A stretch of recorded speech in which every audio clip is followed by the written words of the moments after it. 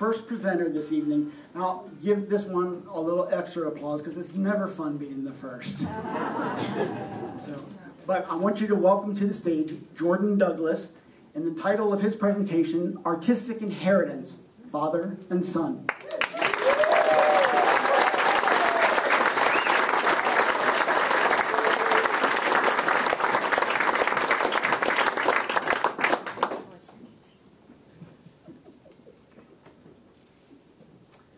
Early in 2001, my sister Stephanie and I moved my father to a nursing home as he was declining with dementia. We were faced with having to clear out and sell his house and studio of 54 years to pay for his care. He had become a hoarder, and within the clutter of his old brick cottage was a lifetime of art. After we secured the outer layer of art, the visible work, we dug in to find countless boxes and stacks of drawings and paintings.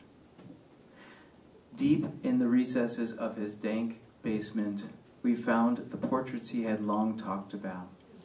Stephen Douglas had early success as an illustrator on Broadway. Fresh out of the High School of Music and Art in Manhattan in 1954, he changed his name from Cohen and worked with nearly all the important actors of his era.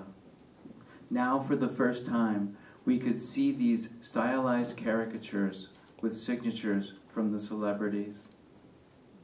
In a 1955 modern screen feature about Marilyn Monroe, she is at the Actors Studio, sitting with Eli Wallach, Ben Gazzara, and on the left, my father, who was only 18.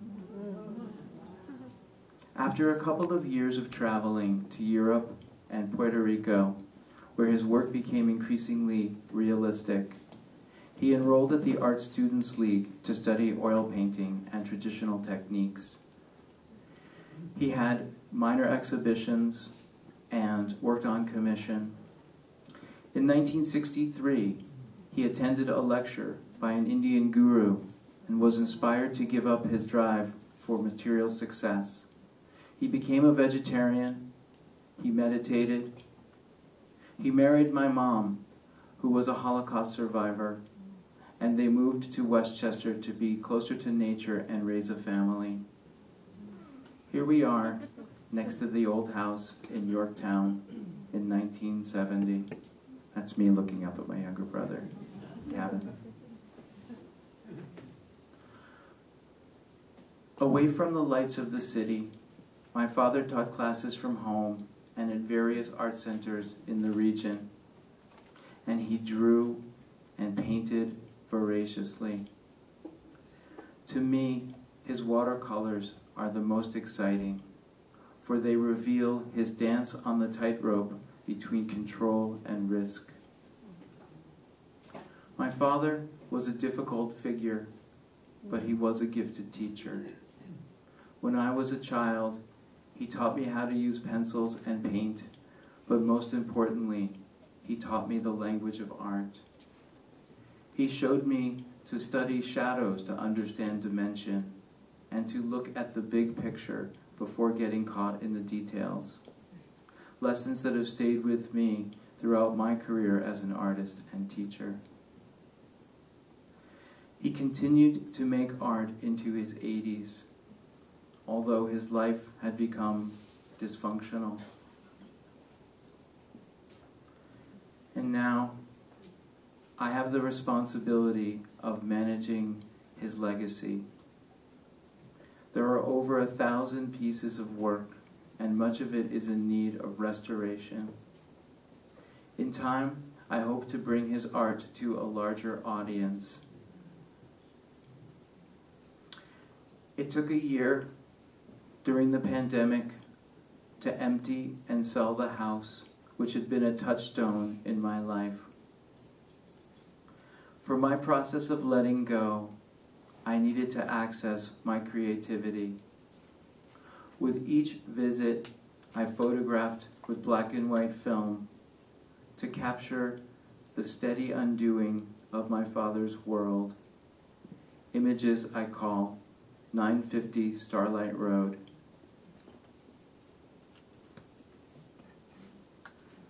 As we sifted through pile after pile of dad-tritis, I collected objects that spoke of the eccentric artist. Back in Vermont, I photographed these items over a light box as a way of remembering. As I assessed the contact sheets, I noticed how the objects were communicating with each other. I scanned the sheets so that I could digitally crop them into smaller grids. For the first 10 rolls, the relationships across frames and rows were unplanned, and then I began to arrange the sequences with more intention. My contact grids were first exhibited at Burlington's new art studio last year, and recently at the Panopticon Gallery in Boston. This is my lovely sister Stephanie.